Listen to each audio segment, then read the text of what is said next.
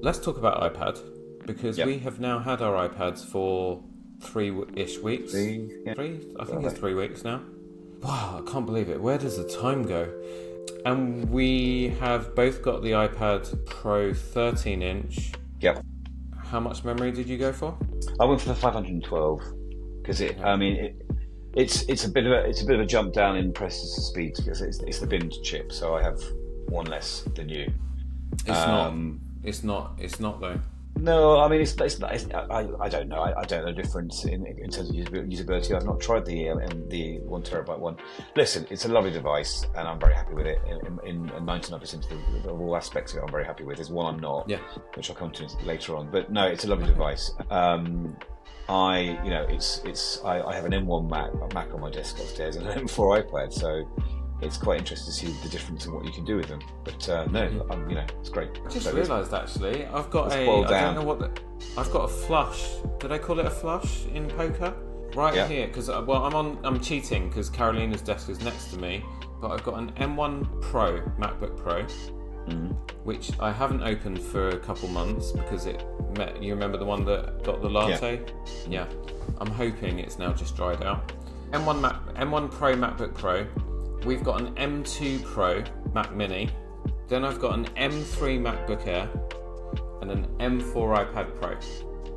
There are people that are watching this or listening to this right now saying, "What a wanker." The thing is, what's really interesting is they're not equatable in terms of speed because they're not. You can't just assume that your M4 iPad is 4 times faster than the M1 Mac because of the way the operating systems work and the way they've been designed and the way the apps work with the device.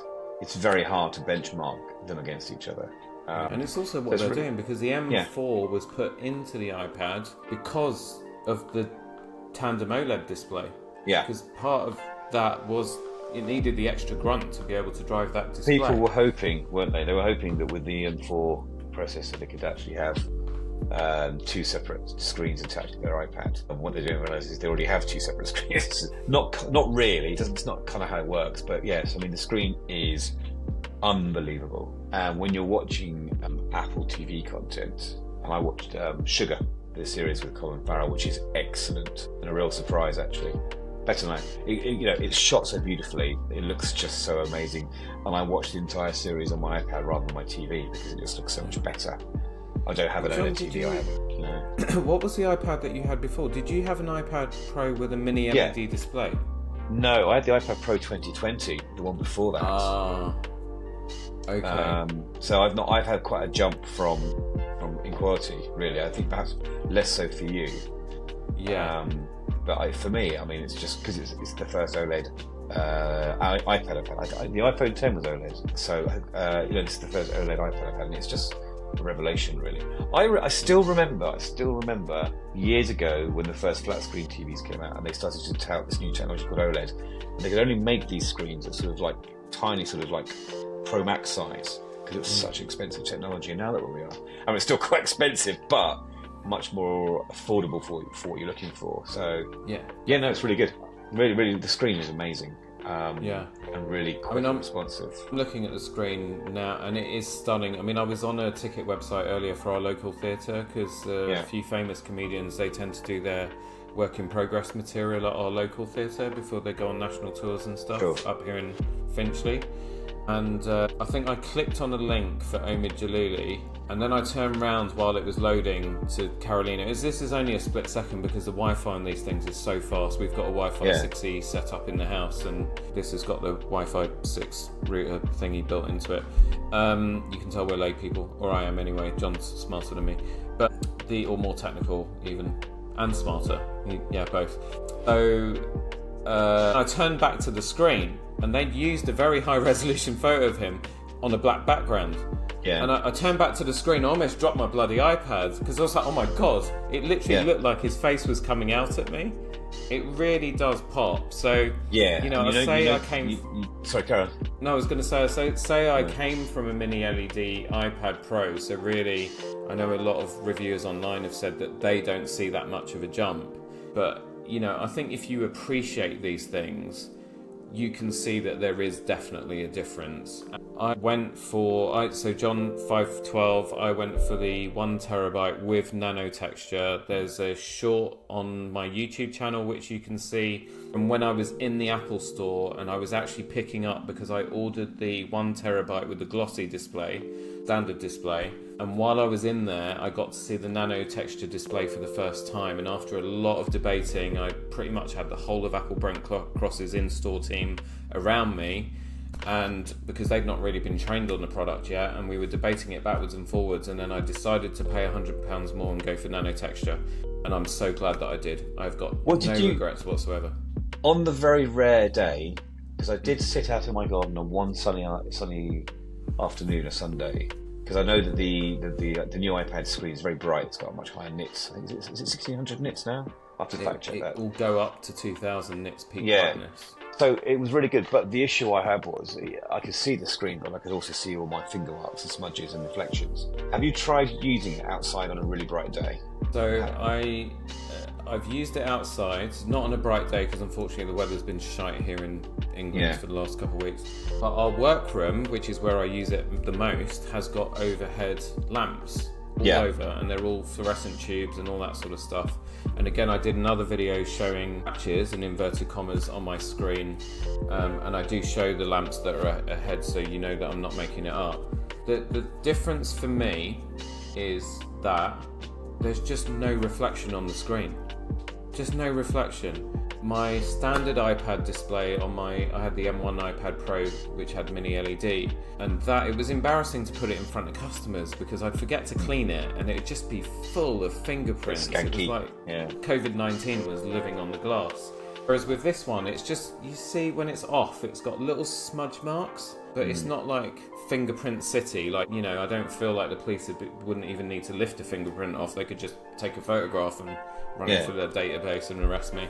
So that from a sort of visual hygiene point of view has been great because it doesn't really smudge. The reflection thing, or the no reflection thing, has just been amazing. When I put this in front of a customer, because usually we're sat, you know, sort of either opposite each other or usually sort of aside each other, but then we're each looking at the screen from a 45-degree angle either side, and very often we end up meeting in the middle because neither of us can see anything because there's so much reflection off the glass. Whereas with this, it looks, I mean, I'm looking at mine right now and it doesn't matter what angle I turn it. I've got very, very bright lights here in front of me and I've got nothing behind me, but it doesn't matter what angle I turn it just doesn't change at all.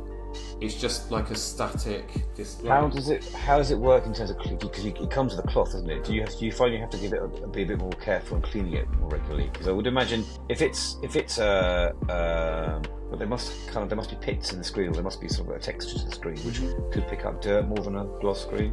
Does that happen or not? Do you know? Maybe. I've got no idea about that. Yeah. I think people have been over-exaggerating the pits in the screen.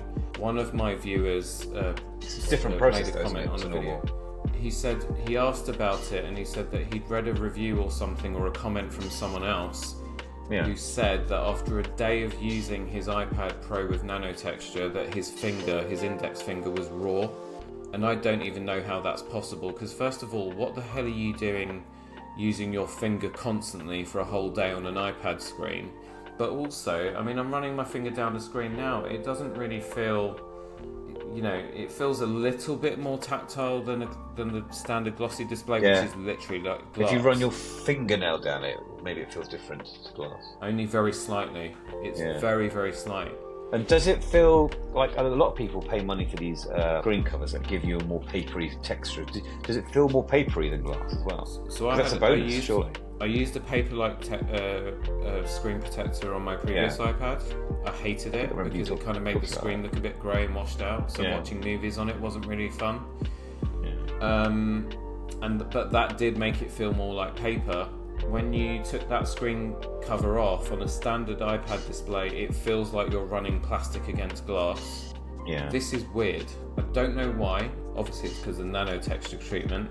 But this just naked, using the pencil with it, I've not even thought, do I need a screen protector to make this feel more paper-like? It is an absolute joy to write, to sketch, to draw on this thing. It's amazing. Which you do a lot of. I can't tell you how happy I am that I made that decision. Really. It's also, I mean, in terms of ergonomics, because I'm just now, you can now see behind the scenes here that my background isn't moving with me, but I'm picking my device up off its Magic Keyboard, and it's so thin and light that, I mean, for the first time, even my daughter went, "Ooh, that's thin." So I remember my previous iPad, when you take it off the Magic Keyboard, especially if it's on your lap or it's next to your bed on the bedside table, I tend to pull the iPad off from one corner and lift it up. And what happened quite a lot was the weight of the other iPad would cause the other corner to drop and slam down on the keyboard when I removed it. Yeah, I'm sure you've done the same, and that doesn't happen with this one now, because you can hold it in one corner with your fingers, and so that thinness is pretty impressive. And I haven't yet bought my last one. I bought a folio cover for it as well, and I haven't. Oh God, it is thin. Yeah. It's thinner than an iPad Mini. Yeah, but I haven't been using a folio with it, which seems a bit weird since it's thinner, because it's such a nice device without it. I tend to dock it in the keyboard when I'm not using it and keep it closed and protected. And now if I'm wandering around the house with it, or propping it up against the window when I do the washing up, so I can watch something whilst I'm washing up, all that sort of thing. It's just such an easy device to move around. I almost feel like it's the device that Steve Jobs wanted to reveal the first time around, when he was on his sofa reading on his lap. That this was what he was aiming for. My only negative is the volume controls. They really, really bug me. Because when you flip it, they change. Yeah. Like every other device I have, when you flip it round, and also when you flip it, they change. And I can see what they're trying to do. It's trying to match a certain direction. It just really bugs me. I'm getting used to it now, but it's really weird. But do you think, John, that's because it makes sense, right? It's like, because I'm the same as you. Every single time I'm like, oh, but I've turned it down instead of up. Now I'm getting used to it, because it's get used to it. It's volume up, right? Yeah. It's muscle memory, because I've had an iPad since year one, which was what, 2009, 2010? Yeah, I got all the early ones as well. Yeah, so you've been using an iPad for like 13, 14 years, and all of a sudden yeah. It's just like, I think it's a muscle memory thing. You'll work your way out of that. Yeah. But the great thing though with volume is, who cares anyway, because you've got it all in the function row on your Magic Keyboard. I know. I keep forgetting that. I'm doing it now.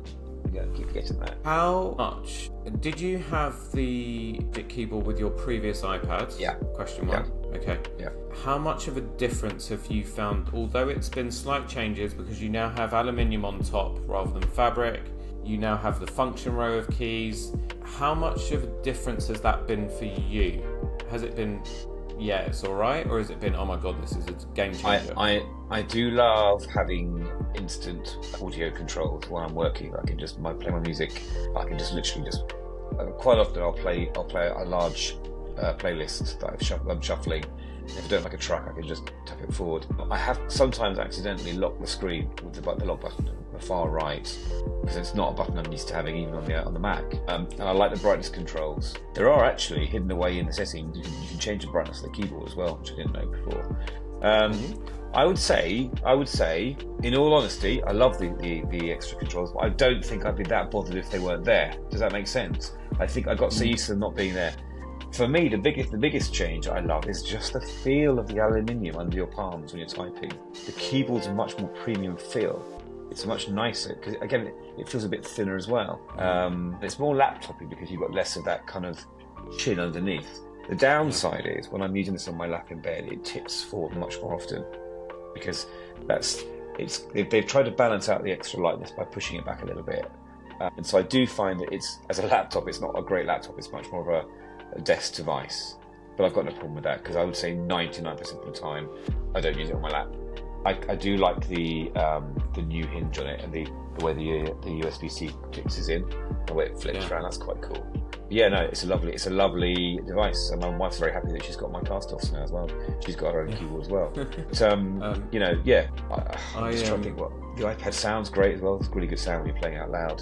It just sounds louder than 2020. Not as good as the last version, though, I have to say. Is it not? No, you compare that, the M1 and the M2 iPads, the sound on those was amazing. This is fine if you've got it in the keyboard cover because you've got a bit of something for it to vibrate against. Yeah. But naked on its own compared to the previous gen, not quite the same. But it's still great for such a thin device. Don't get me wrong, I'm not slagging it off. It's just not quite as good. For me, the Magic Keyboard is a game changer. Like, it's lovely. When I'm using it in Magic Keyboard mode, it's laptop mode for me.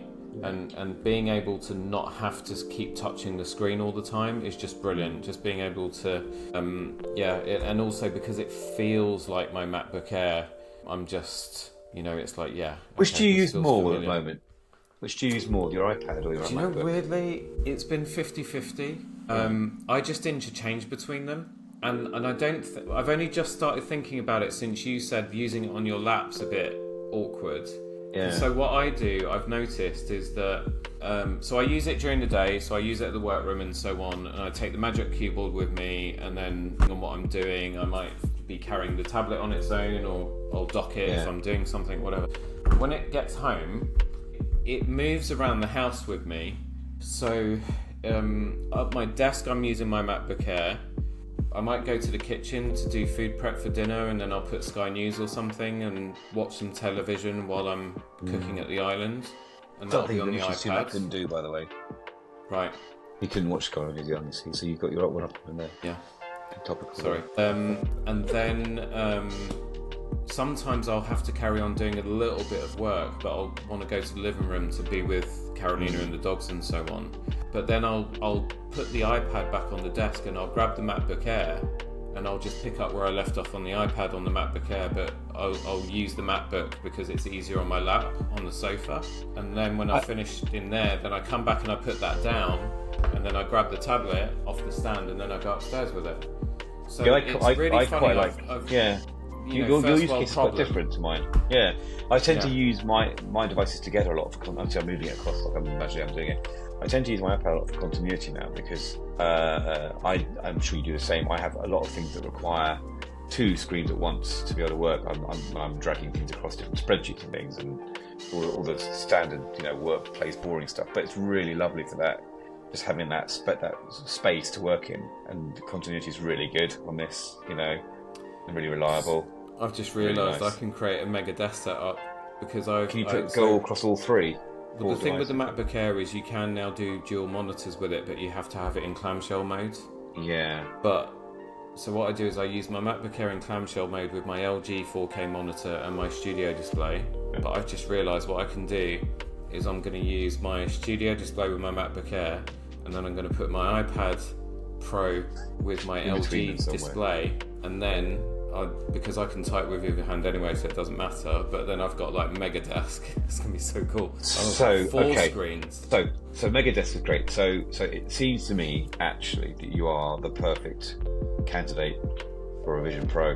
Really? Oh, because of the new update. Because the new widescreen monitor they've done now, where you go like beyond your vision. That seems to me that could be your next steps. I'm going to say it now. I'm pretty sure that you're shaking your head, but I'm pretty sure. No. You've been through this before, Bobby. You're going to get one. I know you are. I'm not. I'll tell you why I'm not. It's because you don't want Caroline to cut your balls off? No, it's fine. We just put it for the business. But the reason I'm not, and it would be legitimate, but the reason I'm not is because it's nearly £4,000. Yeah. That's why. We've definitely got UK tax here, haven't we? Tell me you went on Apple.com. You spent one up, didn't you? Yesterday, because I was doing it at the same time. Well, I did it the first time round in America, and it was. We all know that whatever they cost in America, we have to pay the same in the UK. So it's the United Kingdom pirate tax that we have to pay equivalent amounts. But I mean, it's from what I hear, a lot of people are a bit like with the PlayStation VR, that they loved it to begin with and not using it very often at the moment. So I think we're going to be lucky in Europe and that we're going to get a slightly better product on release. But even saying that, I think if I had money to burn and I could find a device where I could sit in my bedroom and close myself off from everyone and watch films on large screens, personally, I'd still get one just for that. Because I love the idea of having that as an entertainment device, but I don't think I can warrant spending 2 spec'd up iPad M4 1TB with nano texture screens on a device to strap on my head. So, like anything, it'll Apple, if it's successful, it'll come down in price and we can wait. But nice. It'll be a nice gadget to play around with when we see it in stores. Absolutely. I mean, I definitely want to get my hands on one and play around with it, but it's just. And the other thing as well, what we do is collaborative. In a human way, that's what we're about as a business. And I just think strapping I've got the X-Real Pro 2s. Did you get a plug-in GPU for that as well? Yeah, I've got the little iPod. I don't know where it is. It's somewhere around here. I love that device, but I've barely used it. Why? Because I'm not going to sit there with a pair of glasses on, and then the people that I work with can't actually see what's going on. So what we're actually thinking of doing is actually moving the X-Reels to the workroom. This is where there is a use case for Vision Pro, because it would be amazing. And actually, this is how I could get Vision Pro. Get a clients in with a mirror and some app that shows their body with their clothes on them, so you can see before it's made. About that. What we were thinking with our shoe, because we design our shoes in a virtual space. So you get sized, and then we design your shoe together. So what I was thinking is I'd take the X-Reel to the workroom next week. When the clients are in shoe design mode, I actually say to them, put the glasses on, because then they get that big 330-inch screen in HD, and then see how they react. I reckon, if that gets the wow factor, we could invest in a Vision Pro as a business. You strap that on your client's head instead, put them up on Mount Everest or somewhere, or on a racetrack, or well, listen, Bobby, what you need to do, a pair of Sebagos.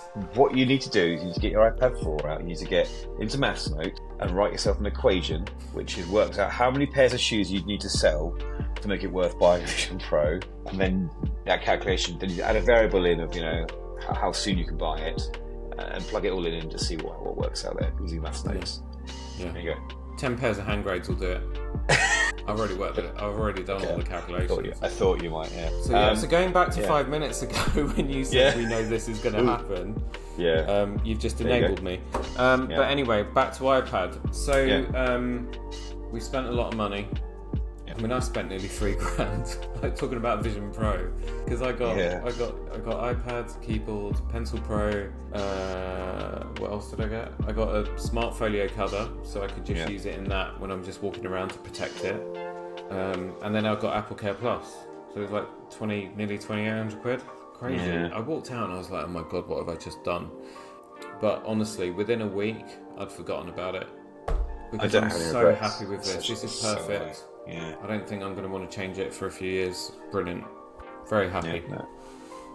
Me too. I've got over the whole, because I was very much on the bandwagon of these iPads have got so much processing power that's not being utilised by the OS.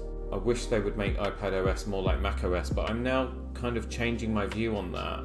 Well, one thing I noticed when I bought it straight away, when I got it out of the box and it was all synced with my old iPad and so on, was, and when I'm down in my living room near my router, because I have a 5G router, so the spread's not quite so good in the house. It's good, but it's, my bedroom's fine, obviously, make sure that was correct. But when I came down to the living room, apps install super quick on it, way quicker than the other one, and that's probably because the processing speed, once you downloaded them, it's installed them much more quickly, to the point where it became like, this is like the adverts where it says not real representation of that install. It was really quick. I just went and ran, and that is a tiny little kind of just improvement that makes such a difference.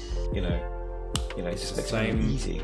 It's the same, by the way, on the M3 MacBook Air, right? And it is the same on the iPhone 15 Pro, right? By the way, it's a nice process of I'm slowly getting closer to the complete new stuff, but it is lovely just to have those little upgrades and appreciate them. I do try and appreciate these things. It's what it's all about when you're a bit of a tech addict like us. But it's a lovely device. It is.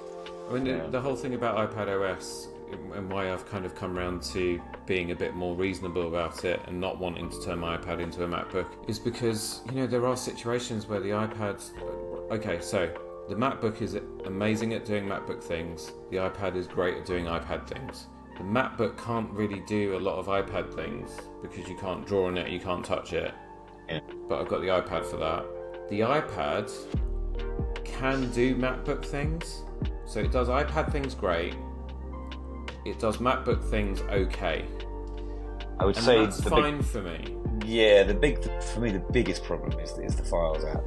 It's a bit of a weird thing, and the file structure on a Mac is way more reliable. And it's the file structure on iPad is the only thing letting it down. And if they could improve that, which I think they probably will, I wonder at some point if Apple Intelligence will let you sort your files out without going into the Explorer at some point. But you have to have a massive memory for your file names for that. But yeah, I don't know. That's the only. There are some weak areas still, but we kind of, with so many years of using the iPad, we're kind of used to them, aren't we? Really, it's kind of it's a way of thinking. But I agree with you. I'm happy using it. I'm recording this on my iPad. You're doing on your MacBook, and straight away you can't do what I can do behind me because you're using it through a Chrome window, and I'm using it through an app. I don't know if that app is installable on the Riverside app on a Mac, but I've got that little extra feature straight. You're like, oh, how do you do that? At the beginning of the podcast, like it just seemed to work. It just worked, which is kind of what Apple like saying, don't they? Yeah. Exactly. Yeah. The last thing I'll just kind of leave you with, because some viewers may be hung up on what Jon said at the start, that he's got the binned chip. Yeah. And yeah, it's true, because I've got the 1 terabyte version, so I've got 16 gigs of RAM, and I've got all cores of graphics. You've got 10, I've got 9. Exactly. But that one core doesn't really make much of a difference. There's 2 reasons for that. Number one, let's give the car analogy. If I've got a Mustang that pulls 480 horsepower and Jon's in a Austin Mini 1 litre that's Austin barely Healey? got a Mini, not a Healey, right. That's barely got 36 horsepower, but we're both driving through central London where you can only drive at 20 miles an hour, the Mini's going to do the job just as well as the Mustang will. So it all depends on what you're actually doing with it. The second thing that and the fact is that most of us are not pushing these devices to their limits. I need to do a Final Cut Pro comparison. I did the longest video edit on the MacBook Air the other day, and the encode it was a 14 gig file, I want to say, and it was about an hour and a half, hour and 20 minutes long video, and the encode took about 35-40 minutes. It was the first time I'd literally had to, like, okay, you just do your thing, I'm going to go and do something else and I'll come back to you later. I want to do a comparison with the M4 iPad, so I will do that soon. The other thing is that there are a lot of app developers that haven't their apps aren't capable of taking advantage of more than 8 gigs of RAM. So even if you've got 16 gigs sitting there like I have, a lot of apps are not permitted to use that extra headspace. So it wouldn't make a difference anyway. Now, the only thing at the back of my mind as to why I wanted 16 gigs of RAM is because I was having this debate about the MacBook Air that I bought 2 months ago, and I just thought, you know what, I'm going to go 512, 16 gigs of RAM. I don't need to worry about replacing this thing for a while. And it was kind of the same thinking with the iPad, despite what I've just said. And then the whole nano texture thing came into the equation, then I had to go 1 terabyte anyway. I think people aren't aware of that. You can't get the nano textured iPad in less than a terabyte, can you? You can't, no, that's it. So if you've been liking the sound of what I've been saying about all this, you don't get reflection on the display, etc., you've got to unfortunately spend at least $1,900 to get it, which is, when you think about it rationally, is a crazy amount of money to spend on a 13-inch piece of glass and aluminium and copper. It's ridiculous, but that's the world we live in. So, I'm very grateful that I'm able to afford it. I mean, to be fair, I would have sold a kidney or something, so... He's not got any left, by the way, folks. No kidneys. I'm not human. I am literally a cyborg. It's like I've just sold so many body parts. So yeah. So I wouldn't feel too bad about it. My M1 iPad was still fine. It did everything. It flew through everything like a hot knife through butter. But the reason I got rid of it is because it was bloody heavy. And that was the biggest reason for the upgrade for me, was the fact that this thing, I mean, picking it feels easily half the weight of the previous gen with the keyboard. And that makes a big difference to me in my life, because I have to carry a lot of things around every day, including fabric and suits and whatnot, and just having you know, that 1.8 kilos, I think it was. It doesn't sound like much, but it's half a small dog. And you know that. Yeah. Exactly. I've got 2 of them. So yeah, there we go. But are you happy? 3 weeks later. Very, very happy with it. Yeah, very happy. Yeah, good. I haven't got out of the house with it. I'm too scared to get out of the house with it and travel with it, but I will at some point. Yeah. Did you get Apple Care Plus, or did you not bother? No, I've got it on my phone, so I'm not paying it twice. I generally, like, the phone's out and about with me more. And the last one I had, I shut my car door. Yeah, which is why I took it. That's why I'm taking it up and things on my bird. But I tend to be a bit more precious with the iPad Pro. I tend to not. It's my prized possession, so love it. And so you should be. That's one thing that I've been saying to some of you lately when you've been asking questions about scratching the screen. What's it like? Can you drop? When you drop it. Well, guess what? I've spent a lot of money on it. I'm treating it with respect, that's what you should do with anything you invest a lot of your hard-earned in. Go to iFixit and can you blend it for those sort of videos? I don't know. Is that where they do the teardowns? Yeah, iFixit. I did actually watch the teardown of the M4 iPad, and it was very interesting. They were very complimentary about how it's improved the insides in terms of accessibility and replacing the batteries and so on, and how it's been strengthened. Because for one of the iPad range, there was an iPad that kept bending in people's pockets and things and bags, so it's a lot stronger. They're impressed with the cooling features inside as well. It kind of has to be cooler because it's more powerful. So yeah. I was it's a good video to watch. The iFixit people are very good. Yeah, I might post. It depends how good quality the pictures are. But I was in Shard offices yesterday. I haven't sent you the pictures yet. I'll drop them into the Discord for you and Alex. Nice. They've got on display in frames the innards, the original BlackBerry, the iPhone 3G, the Pocket Game Boy, the Nintendo Pocket Game Boy, the Sega Game Gear. Do you remember that? Yeah. And a couple of other things as well. I took photos for you and Alex because I thought you'd really appreciate it. But I might just put them into a reel. That, isn't there?